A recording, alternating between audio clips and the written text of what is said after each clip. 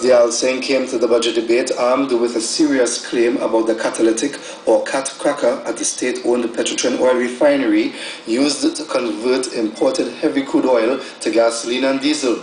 He claimed it has been down for the past 18 months at a cost to taxpayers of US $600,000 per day or $18 million per month. Multiply that by 18 months. You get $324 million. Multiply that to TT, 2 billion TT dollars. Over the past 18 months that this cat cracker is down. Silence. And the silence is air splitting.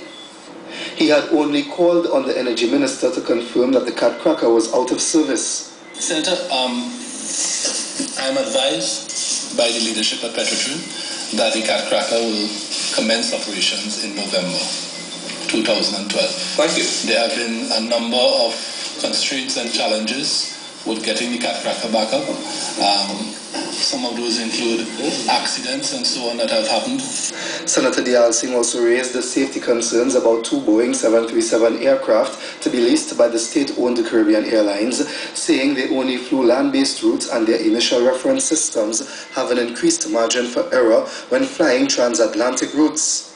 I am asking the Minister of Finance to investigate whether these two aircrafts do in fact have a GPS system to supplement the IRS system, and whether the authorities in England know that we are bringing planes into their airspace without a GPS system.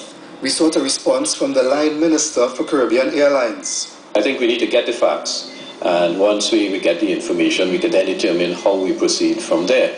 He was confident, however, the airline's board would have examined all of the safety issues involved.